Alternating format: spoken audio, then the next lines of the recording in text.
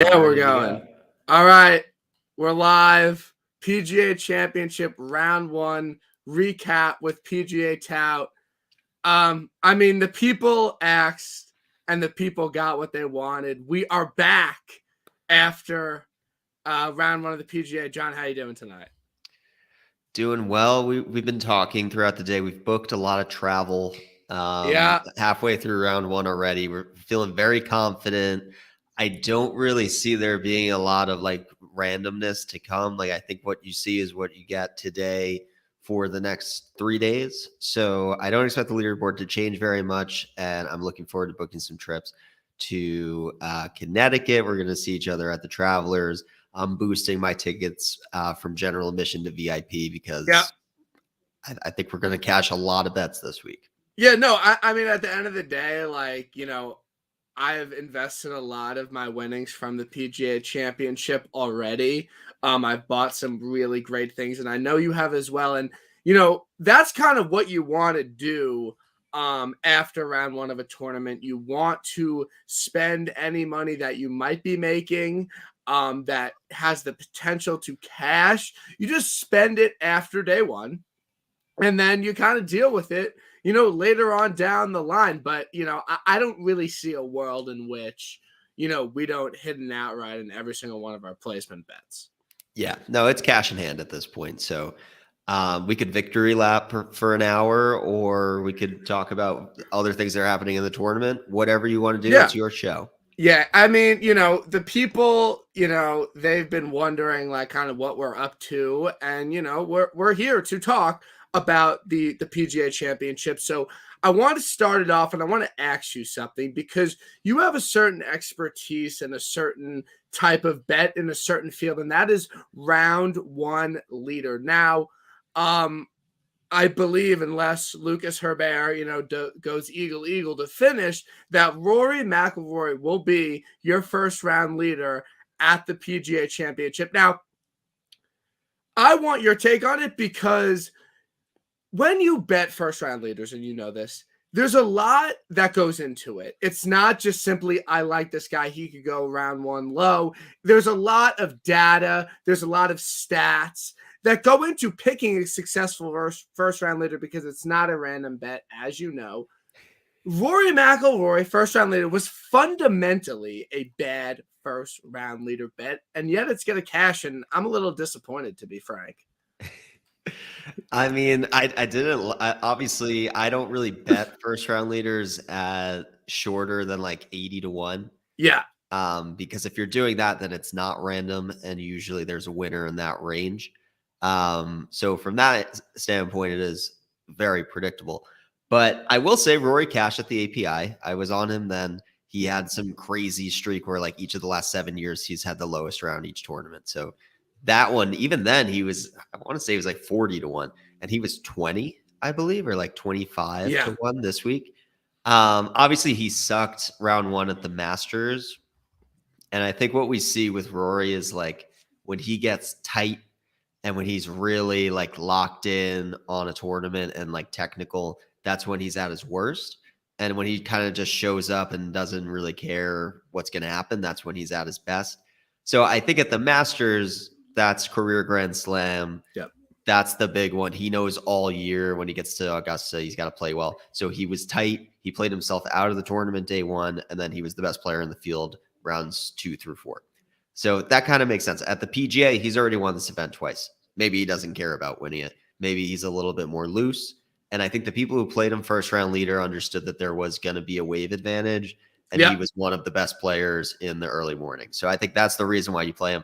I'm never going to bet a guy 20 to 1 for first round leader, but congratulations to anyone who did. Yeah, and like we were talking about it, like he's been fundamentally horrible in the first round of majors. Like, and this wasn't even like a stat that came out like, after he had the lead. Like Justin Ray tweeted it out like on Wednesday, like he's like 40 over par in round 1s of majors and like minus 127 in rounds. So it's just like Rory is not someone that typically goes really low in round 1.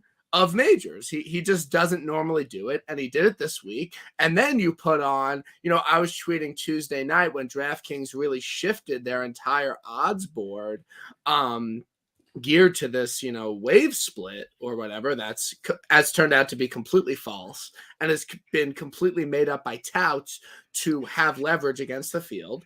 Rory was like 20-1 to be first round leader. Like, I mean, I bet Cam 33-1, but like, you never really go that low for a first round leader.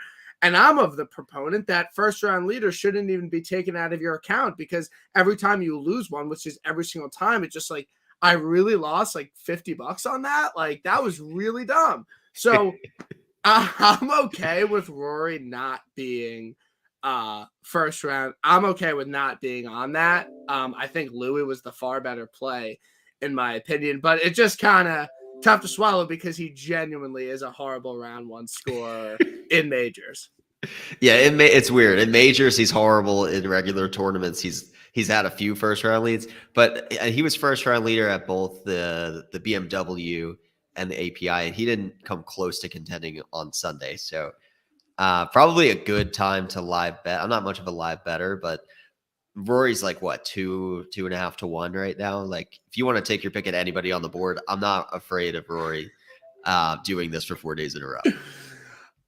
I don't know. And there's really two ways to look at this, because one way to look at it is that historically the person leading after round one or round two at Southern Hills has historically won this event. Now, that's kind of a wonky trend that I don't love. And then you have the stat that, like, in all 4 of his major wins, he was like leading after round 1 or round 2. And it's like, okay, that checks out. Like, that's nothing crazy. So you have that side of it, which is like, okay, Rory's going to win. And then there's the other side, and that it's like, he's been first round leader like 15 fucking times, and he's never fucking won after that on the PGA Tour. So is that a real stat? No, I'm gonna pull it up because, like, it was a thing. I do not know who fucking tweeted this, but you can give me your thoughts on Roy, and I'll get my producer on it.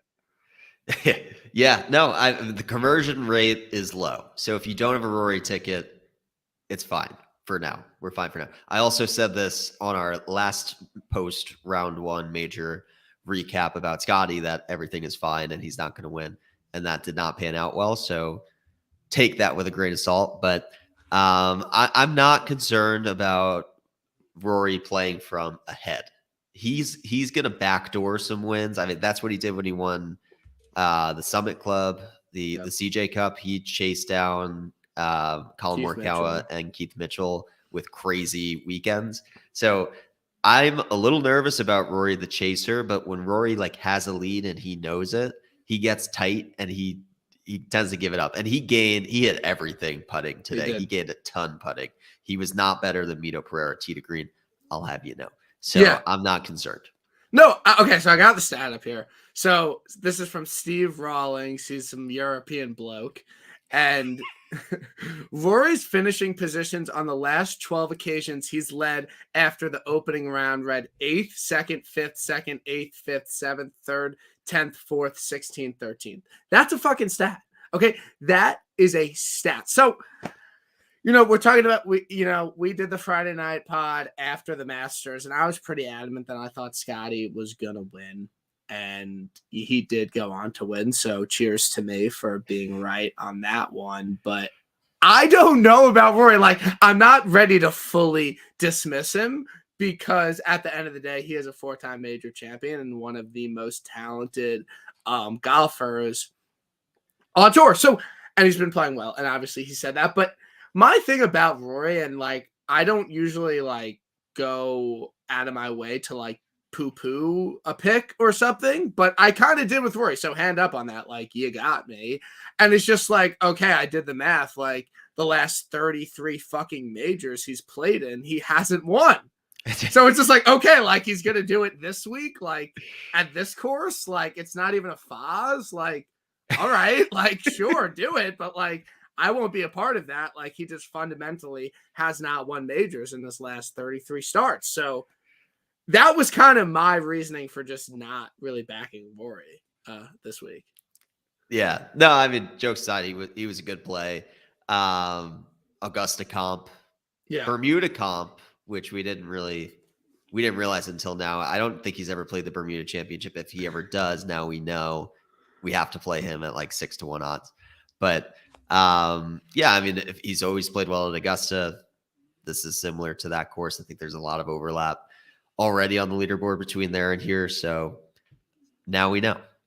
Now we know. But we're gonna have to see how Rory does. Like, I think if he shoots anything under par, like, I think he's like probably gonna shoot like a 68 tomorrow. Like, I don't really have like many doubts about that. Like, I don't really think he's gonna just like fall off a cliff. Like, I think he's gonna finish -7 tomorrow, and I think he might very well be leading. And this wave advantage thing,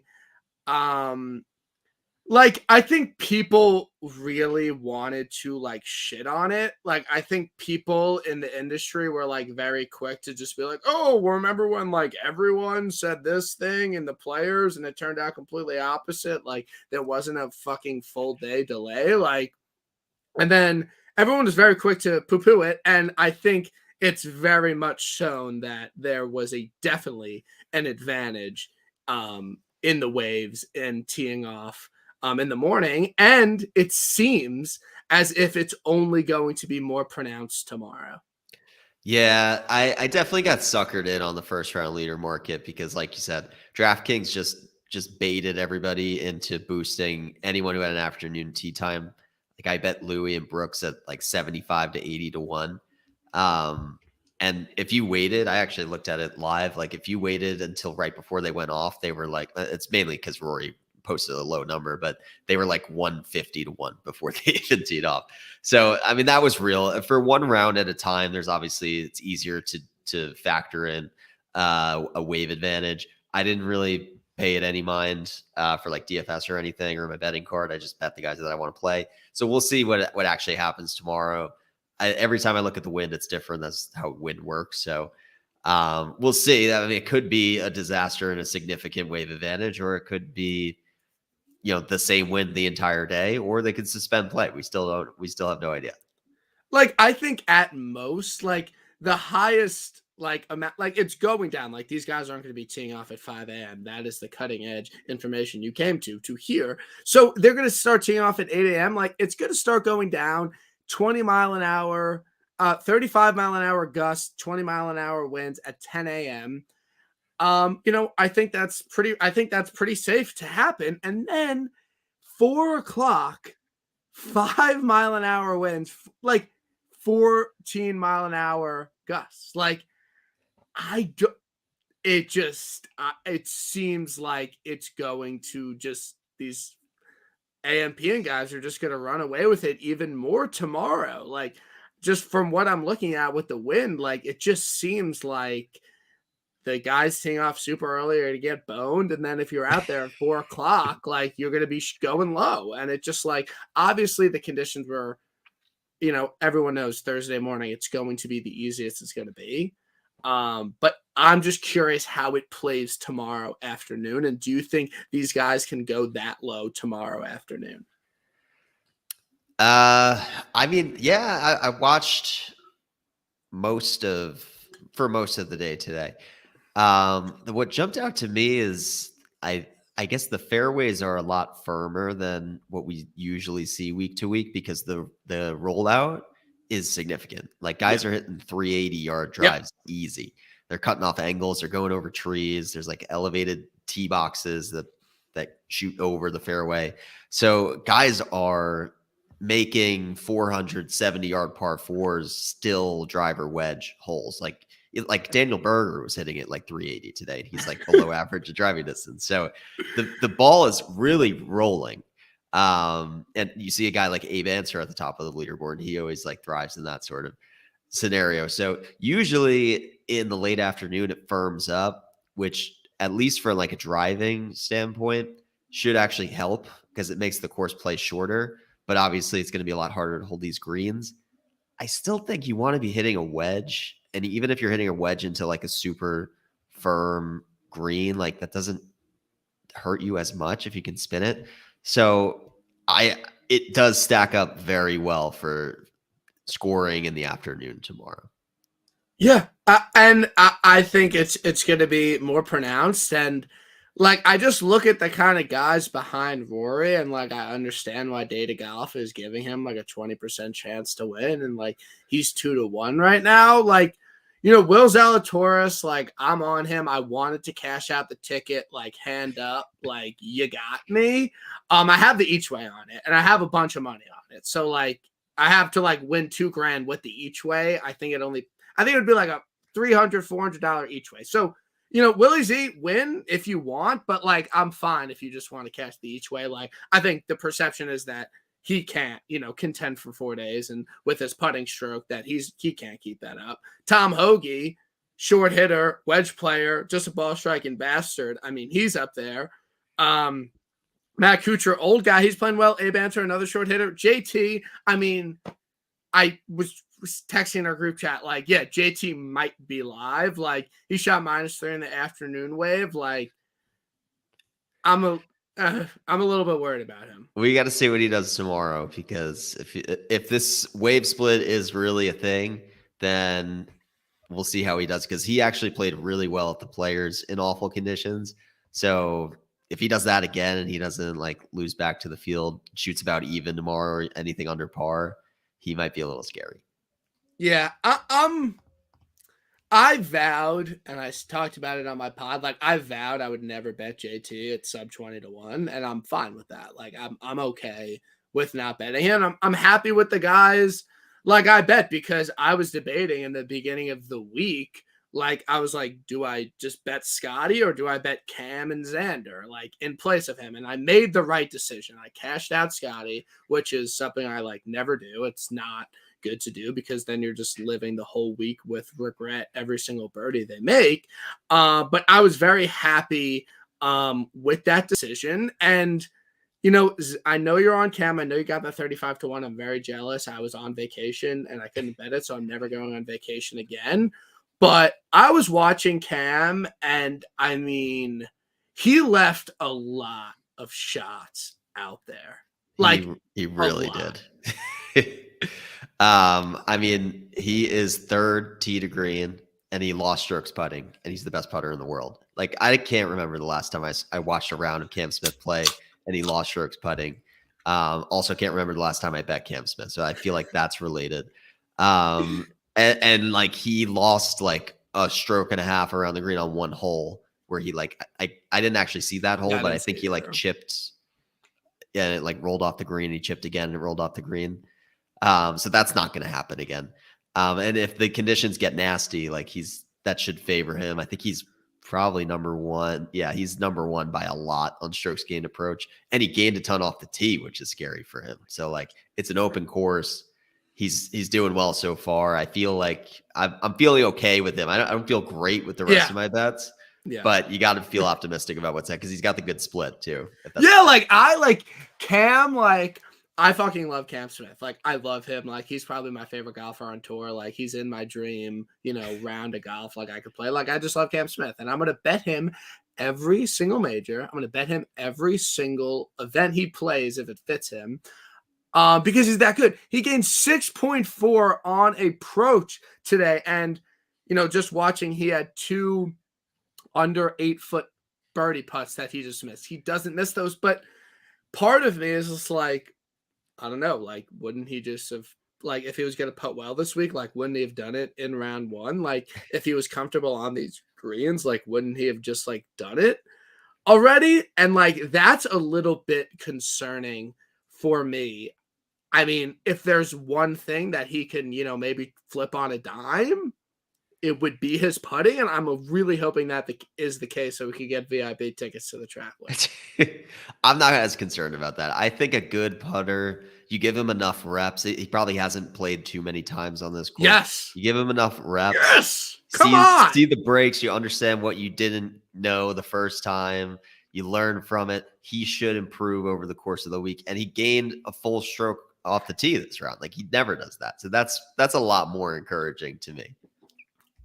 Yeah, Cam's winning. I mean, one of my favorite quotes in the industry is Cam Smith's always a good idea after a couple beers. I've had a couple beers. Cam Smith is winning. I want to shout out your boy, -2, Mito Pereira. And it's not like, oh, he's my boy. You bet him 300-1. So I want to give you some props for that on sticking to your guy, sticking to your guns, and taking a big number on your favorite player who is a ball striking bastard and who has found himself at the top of the leaderboard. Yeah, I miss the days when he was the best putter on tour for that 1 month. Yeah. You remember that? It was like four events in a row. He gained like 2 strokes putting each time. But like, it's like he's a bent guy. Now, well, not yet. This week, wait, what is this it? week he is not. What is it? What is the joke? I don't know. I mean, he's what did our friends say that he was? He was a good bend putter or Bermuda? I think there was a narrative that you don't play Mito on Bermuda, and then he led the tournament 3 tournaments in a row in putting on Bermuda. So that was dismissed, but I don't think there's any like, he's like crazy random on every surface at this point. There's no predicting when he's going to hit a putt or not. He's second in the field tee to green right now. He's gaining equally across off the tee, around the green, and on approach. Just can't hit a putt. He 3-putted from 20 feet on like the second hole today. Like, he will not make a bogey if he misses the green. The only bogeys he makes is when he 3-putts from like inside 30 feet. That's what I've just come to expect from Mito. So to be 2 under, I'll take that. If you do that 4 days, you could win at 8 under. So Mito, prolific winner, by the way. Prolific winner. Like, we're kind of in for, a random PGA winner. I know last year was kind of just the favorite one. So I think Mito getting it done, Keegan Bradley style or Jay Duff style, like, I think that's in play on this week. Do you have any placements on him, or do you only have the outright? Because that would suck. Well, I only have the outright, but I did the $200 single. Okay. Entry, so I've got. So who's that lineup? That is Scotty, Spieth, Fitz, Mito,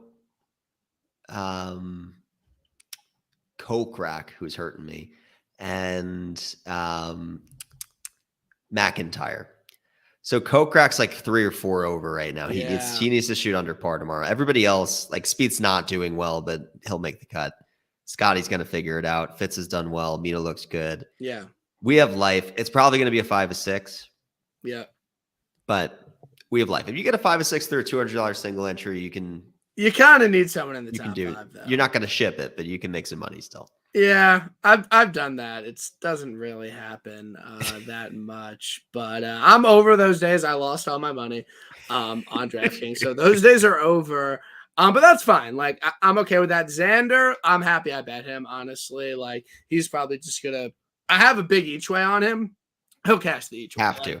Like, he will cash the each way like 1,000p. So, like, I'm not really worried about that at all. Of course, Matt Fitzpatrick -2, just grinding 1,000%. Like, no surprise there from Matty Fitz. I played him in a few DraftKings lineups, but I didn't have a lot of exposure to him, but he was a good play. And then again, it just, like, you talk about chalk, you talk about the popular plays in majors. It's just like, okay, at this point, you just play Matty Fitz in any sort of difficult conditions, because that's just where he excels. And, like, he just does not make a lot of bogeys, and he makes a lot of pars. And the next guy I want to talk about, and I want to give a big fuck you to 2 people, but it's fine. They're not watching.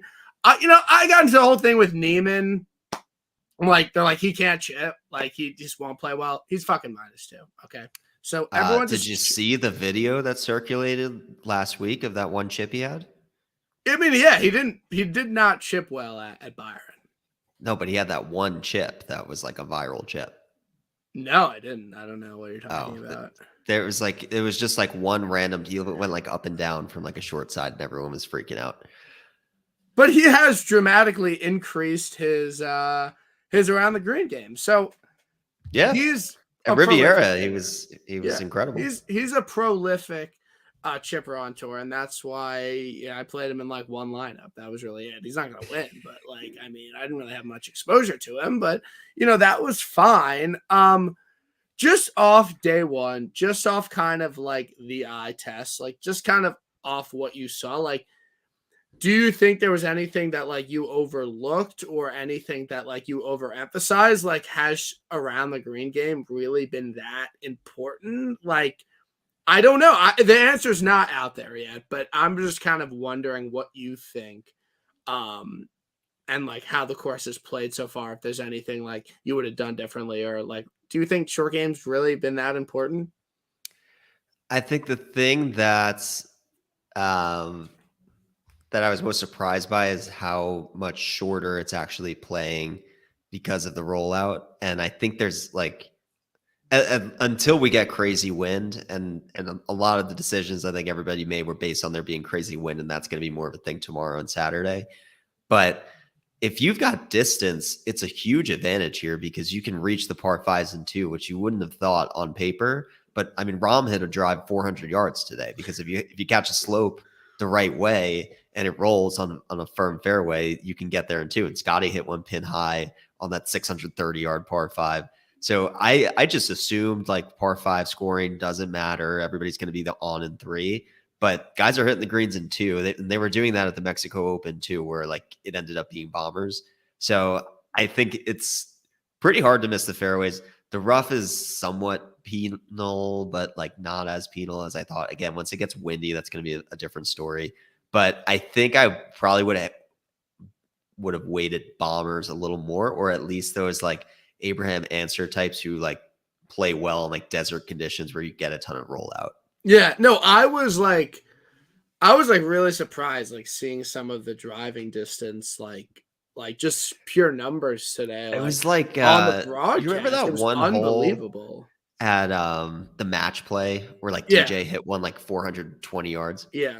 It's a lot of those types of things where like you catch it downwind, downhill, down slope, And the fairways and are the ball just just so launches. firm, like it's just like going, and like Rory and like okay, like third guy, whatever. But like the top two guys on the leaderboard are Rory and Will Zalatoris. They are like two of the longest fucking players on tour. Like there's really like just no debating that. So length is obviously going to be an advantage. And again, like Andy was big on this. Like I want to give him props on it. Like there's not that many super long par fours. Like there's like one, I don't know what, there's one hole. Yeah, there's like two holes that guys are gonna have like 200 yards into. But again, people are hitting crazy drives this week. Like just absolutely, like Lucas Herbert was hitting it like 370. Like okay, like what's going on here?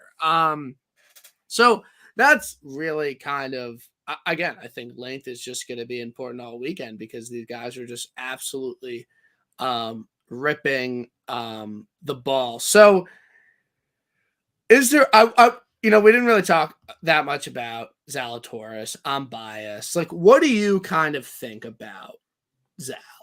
And like if Rory didn't make that putt on 18, like they would have had the same score. And like if you compared the tweets about Rory to the tweets about Zalatoris, like they couldn't be more different, and yet they shot the same score. Extremely hypocritical. I just don't really get it. Like I don't really just get shitting on the guy because he missed one short putt this week. Yeah, I mean, best putter on tour, best putter in the field after round one is Will Zalatoris. I think we all expected that. I mean, Rory's third in the short game putting, and those guys are 1-2. So for whatever reason, two guys caught lightning in a bottle. They weren't really that high up the list on tee to green, and they're doing a lot with the putter. So we'll see if that is sustainable. I actually would have taken Cam Young heads up over Zalatoris if I saw that prop. Obviously, that's not looking good right now, but Cam is like wiping the floor with Zalatoris tee to green. He just can't hit a putt. And it's crazy to me that Zalatoris can be putting this much better than Cam Young, who actually has like a good long-term history of putting, but these last couple weeks can't buy a putt at the Wells Fargo and now. But yeah, I mean, Will Zalatoris, for whatever reason, he's the new Brooks, because Brooks is not Brooks anymore. You can't play Brooks in majors. You have to play Zal in majors, no matter what. Doesn't matter what the fit is, or if the putter looks lost or not, or what he did in his last start. If you're in a major, you have to play Will Zalatoris. Yeah, I'm not gonna give up on him. I'm gonna bet him every single event, even if I don't want to. I would like it. I'm not like I really obviously I want him to win. Like I have a lot of money on it, but I think it would just be fun. Like not even like because of the money. Like I just think it would be fun if he won. Like I think like it would just be like chill and like we could dunk on a few people and like it would be fine. We're not gonna talk about Tiger. I really don't care. Who is like your biggest surprised that they just absolutely played god awful? Like Cantley, Kokrak, like Kepka, like Connors. Connors just how does Connors shoot +6 today? How does that happen? I didn't really. I mean, it's got to be Cantlay. I can't believe he's this bad at majors. Like. He had, I don't know, he was sort of in the mix once at the Masters, maybe twice at the Masters, but he is never in it in a major, no matter what. And you would think of all the guys on tour that this guy has the game most tailored to do well at every major. And he just, I don't know what it is. He's not even like a nervy guy. Like he's so chill and calm and composed all the time. And he gets to a major and he sucks. I think he's a pampered fuck. And I'm not even like I'm not even like a hindsight 2020 guy on this one.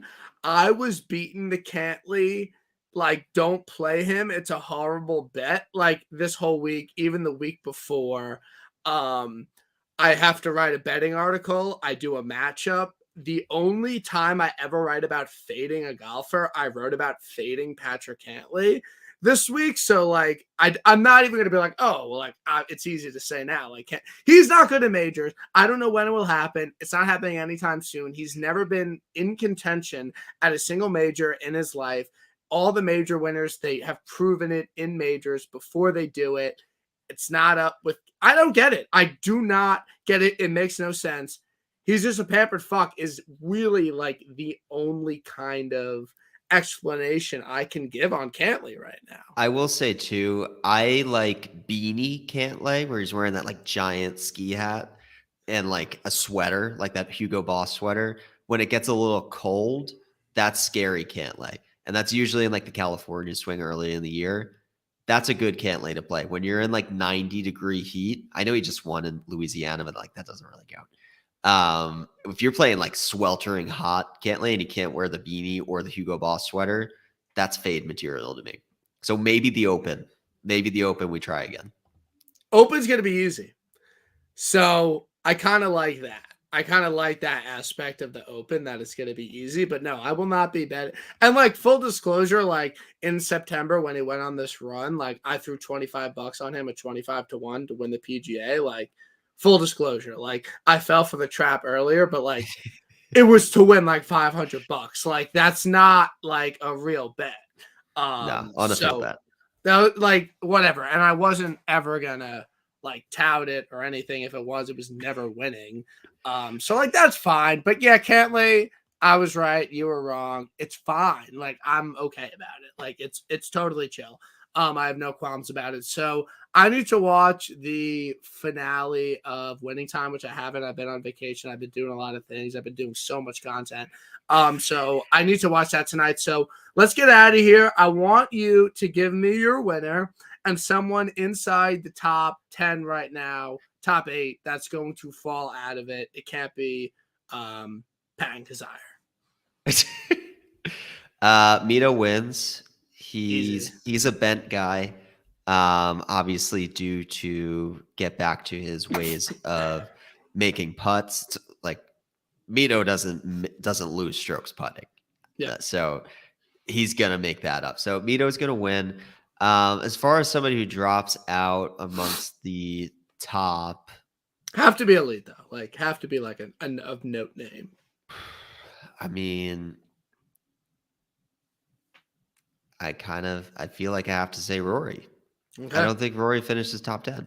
Come on. I need this vibe. Like I gotta I've like seen it too many times. Like I bet him first round leader and to top 20 at the Arnold Palmer Invitational. He cashed the first round leader and he had a massive lead and he was absolutely god awful when the wind picked up.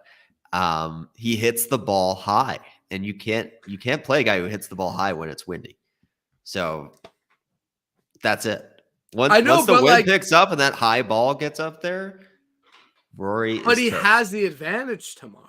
Like he's gonna shoot under par tomorrow, and then he just like got a big cushion. Doesn't matter. Okay, fine. That's chill. No cushion is safe enough for Rory. He'll find a way to blow it. That's fine. So my winner wins. Will Zalatoris wins by 3. Easy. First win on the PGA Tour is a major. So that's gonna win. I'm gonna win $2,000. So we'll just get that kind of out of the way. And then guy who falls out of it.